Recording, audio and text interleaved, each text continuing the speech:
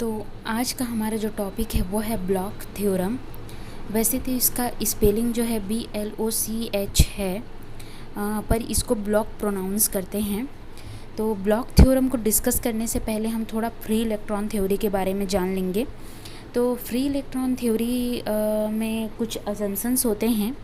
तो उनमें से एक अजम्पशंस ये है कि जो फ्री इलेक्ट्रॉन थ्योरी होता है, ऐसा माना जाता है कि वो क्रिस्टल के अंदर मूव कर रहा होता है एक पोटेंशियल वेल में। तो वो पोटेंशियल वेल चाहे हम 1 डायमेंशनल से लें या फिर 3 डायमेंशनल में लें। तो जो फ्री इलेक्ट्रॉन थ्योरी जो है वो कुछ चीज़ों को इस आधार पर एक्सप्लेन कर पाई, जैसे कि इलेक्ट्रिकल कंडक्टिविटी हो गया। इन चीज़ों को इस आधार पर एक्सप्लेन किया कि इलेक्ट्रॉन जो है वो एक पोटेंशियल वेल के अंदर मूव करता है।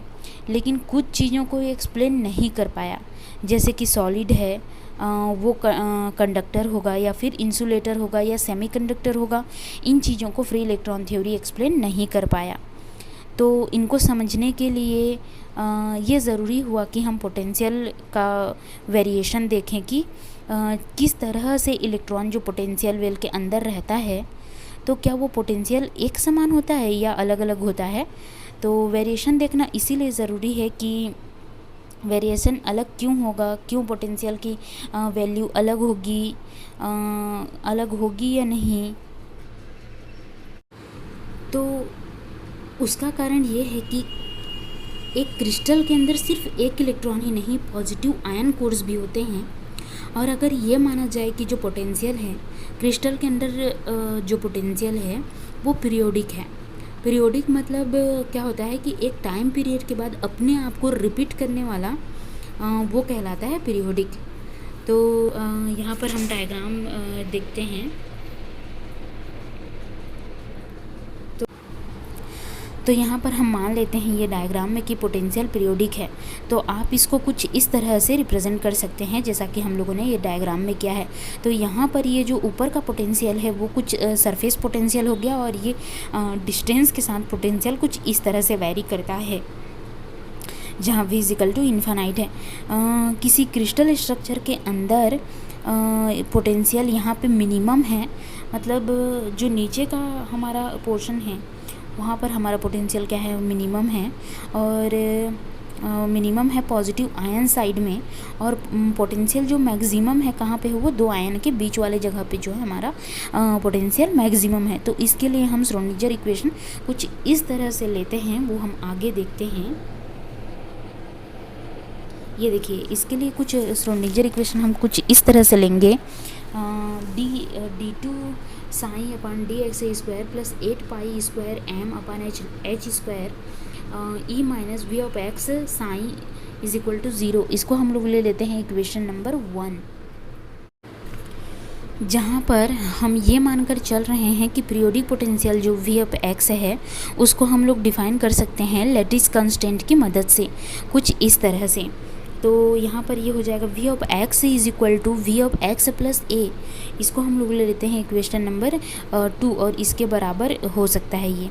क्यों ऐसा लिखा हमने, क्योंकि हमने बार बार कहा है कि पीरियोडिक पोटेंशियल यहाँ पर पीरियोडिक है, यानी एक टाइम के बाद जो है वो रिपीट होता है। तो रिपीट हो रहा है तो a लैटिस कांस्टेंट है, यहाँ पर रिपीट हो रहा है तो a जो है वो लैटिस कांस्टेंट है।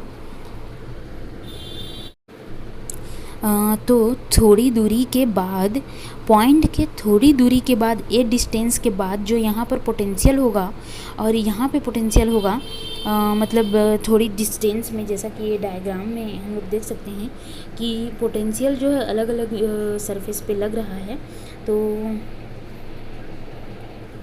तो दोनों डिस्टेंस के बीच में पोटेंशियल जो होगा ये v ऑफ x होगा, और ये v ऑफ x प्लस होगा, जो मतलब अब दोनों की जो वैल्यू होगी वो सेम होगी। तो अब पीरियोडिक पोटेंशियल का यूज़ करते हुए ब्लॉक नाम के साइंटिस्ट ने ये कहा कि 1 डायमेंशनल जो सॉल्यूशन है श्रोडिंगर इक्वेशन का वो कुछ ऐसा होना चाहिए, psi k x is equal to exponential i k x u के x। इसको हम लोग लेते हैं इक्वेशन नंबर 3, और 3 डायमेंशनल में हम इसे लिखना चाहें तो कैसे लिख सकते हैं वो देखिए, हम u k r is equal to exponential i k r you k are, इसको हम लोग लेते हैं इक्वेशन नंबर 4। ये ऐसा हो गया, यहाँ पर इसको हम लोग ले लिए इक्वेशन नंबर 4। तो इक्वेशन नंबर 3 और 4 जो है ये कहलाते हैं ब्लॉच फंक्शन 1 और 3 डायमेंशनल में, और ये रिप्रेजेंट करते हैं फ्री इलेक्ट्रॉन वेव, जिनको थोड़ा सा मॉडिफाई कर लिया गया है यहाँ से, इसको थोड़ा सा मॉडिफाई यूके के फॉर्म में, और क्योंकि यूके पीरियोडिसिटी को बता रहा है यहाँ पे, तो पीरियोडिक है ये पीरियोडिसिटी के साथ में। अब हम 1 डायमेंशनल का केस लेते हैं। 1 डायमेंशनल के केस लेकर यहाँ n even number of atoms ले रहे हैं। लीनियर चेन है आपके पास में एटम्स का, जिनकी लंबाई जो है वो क्या है, l है यहाँ पर। तो यहाँ पर हम लेते हैं u k x is equal to u k x plus n a. N जो है वो हमारा क्या है, n even number of atoms का नंबर है वो, तो इसे हम इस तरह से लिख सकते हैं। इसको हम लोग ले लेंगे इक्वेशन नंबर 5, और ये डिपेंड करेगा पोटेंशियल वेल के नेचर पे। अब इक्वेशन नंबर 3 और 5 से, ये दोनों इक्वेशन से हमें क्या मिलता है, यहाँ पर हम लोग देखते हैं u k x plus n a is equal to u k x plus n a exponential i k x plus n a bracket close. इनको थोड़ा सा रीअरेंज करते हैं तो हमें यहाँ पर ये क्या मिलता है, इसको रीअरेंज करने पर exponential i k n a bracket में u k x plus n a exponential i k x, तो एक्सपोनेंशियल आई के एन ए और you k x plus n ए जो है वो हमारा इक्वेशन नंबर 5 है, तो उसके प्लेस में हम लोग यू के एक्स लिख देंगे और एक्सपोनेंशियल आई के एक्स, ये जिटिस का जिटिस, तो इसका हम लोग वैल्यू पुट करेंगे तो यू के एक्स हो जाएगा ये, और एक्सपोनेंशियल आई के एन ए हो जाएगा। तो यहाँ पर क्या क्या हमने ये इक्वेशन नंबर 6 को, तो इसको हम लोग लेते हैं इक्वेशन नंबर 6। तो इक्वेशन नंबर 6 को कहते हैं ब्लॉक कंडीशन, और इसी तरह से हम कॉम्प्लेक्स कॉन्जुगेट लेते हैं इक्वेशन नंबर 6 का, तो ये क्या हो जाएगा, तो यहाँ पर अगर हम कॉम्प्लेक्स कॉन्जुगेट लेते हैं इक्वेशन नंबर 6 का, तो हम इसे ऐसे लिखेंगे psi k star x plus n a is equal to psi k star x exponential. यहाँ पर बस जो ये इसमें क्या हो जाएगा, माइनस आ जाएगा एक्सपोनेंशियल वाले टर्म में, तो यहाँ पर ये माइनस एक्सपोनेंशियल माइनस आई के एन ए, इसको हम लोग लेते हैं इक्वेशन नंबर 7। अब इक्वेशन नंबर 6 और इक्वेशन नंबर 7 से यहाँ पर आगे हो जाएगा हमारा, अब इक्वेशन नंबर इन दोनों इक्वेशन को मल्टीप्लाई करते हैं तो हमें क्या मिलता है, u k x plus n a into u k star x plus n a is equal to u k x dot u k star x, इसको ले लेते हैं हम लोग इक्वेशन नंबर 8। अब ये यहाँ पर इंडिकेट क्या कर रहा है कि इलेक्ट्रॉन मिलने की प्रोबेबिलिटी जो है वो पूरे एटम के चेंज में सेम है, कहीं पर भी अलग नहीं है। तो इक्वेशन नंबर 6 से हम लिख सकते हैं कि यहाँ पर exponential i k n a is equal to 1 हम लिख सकते हैं, और ये ट्रू तभी होगा जब के बराबर n a is equal to 2 pi n के बराबर होगा।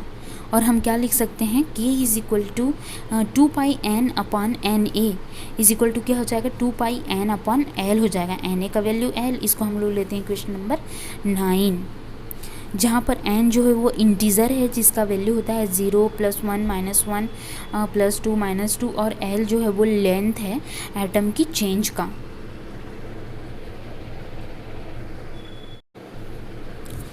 अब अगर if n is equal to capital N by 2 तो k is equal to pi by a हो जाएगा, और ये पाई बाई a जो है वो क्या है, ब्रिलिया जोन का एक एज है, और जब l की वैल्यू बड़ी हो जाएगी तो k की वैल्यू जो है वो बहुत पास आ जाएगी। तो जब हमको total number of allowed value of k निकालना होगा इन फर्स्ट जोन में, तो फर्स्ट जोन में हम मान लेते हैं, तो उसके लिए हम लेंथ निकालेंगे फर्स्ट जोन का, तो वो क्या हो जाएगा वो देखते हैं हम लोग। ये हो जाएगा हमारा फर्स्ट जोन का लेंथ।